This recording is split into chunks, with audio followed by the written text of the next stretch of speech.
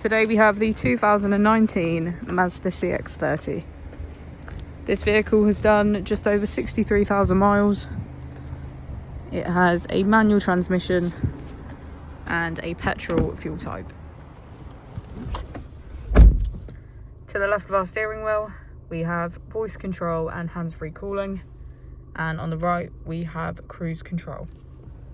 Moving on to our screen, we can access communication, entertainment and information, navigation and settings.